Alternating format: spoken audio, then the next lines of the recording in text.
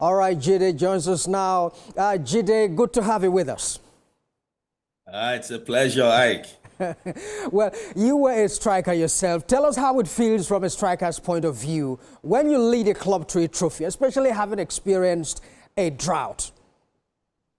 Oh, yes, Ike, it's a fantastic feeling. It's a special feeling, especially where you score a brace and you win the cup for your team.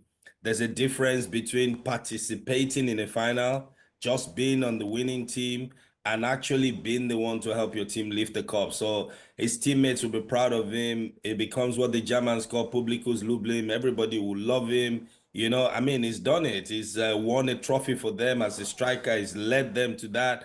And I believe they're just one game away from winning the league as well. It was a gamble for him to go to Turkey from Italy. For some players, it will have been a downward spiral from there. We see many good players go to Turkey and never come back to Central Europe. There's a lot of pressure on him, the weight of expectations. And to win the cup, after missing out the previous year is actually a great achievement, Ike. We Either may, way you look, I think Galatasaray and Osimhen are the winners of the transfer coup. we may as well call him King Osimhen, having led them to, that trophy. Well, Jide, the club hierarchy must feel that they have done a good piece of business with the addition of Osimhen, wouldn't they?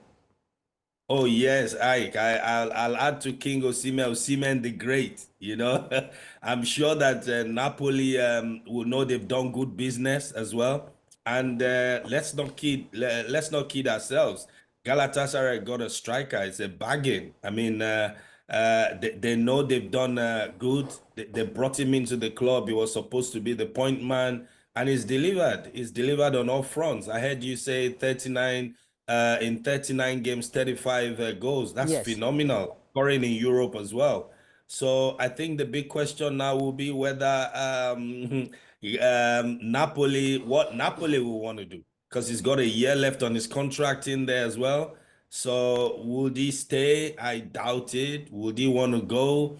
I believe so. And with 130 million euros, wow, that's a lot of money. So, well, Galatasaray, like you've said, they've won. It's a big thing whether they'll go out now all the way and say, look, we're just going to pay that money and get Osimhen to for keeps. That's another thing to behold in the next few months, Ike. And of course, don't forget Didier Drogba was also at this club and did phenomenal stuff for them as well, leading them to the Turkish Super Cup. So there is a sense in which we can say that Osimhen is emulating his idol. Oh, yes. He's following in Didier's footsteps as well. Galatasaray, he's ticked that box.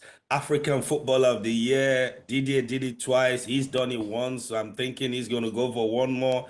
And so the next things to Chelsea, the likes of Chelsea, the bright lights, because I know Osimhen is looking for great things, and perhaps the Champions League, like Didier as well. So yes, there's big shoes to fill for him. But I know the boy, and he doesn't shy away from challenge. He loves it. He's ambitious. He's tenacious. He loves the European nights. He was angry when we played the last game and we drew for Nigeria. When he played for Nigeria, so he's very, very hungry. So I wouldn't bet on him following Didier's footsteps all the way. All right, Jide Olugbodi. Of course, we'll wait to see where Osimhen ends at the end of the transfer window. As you mentioned earlier, he's a very ambitious, individual. Of course, who wants to do, very great things in football. Thanks very much indeed, Jide Olugbodi. Welcome.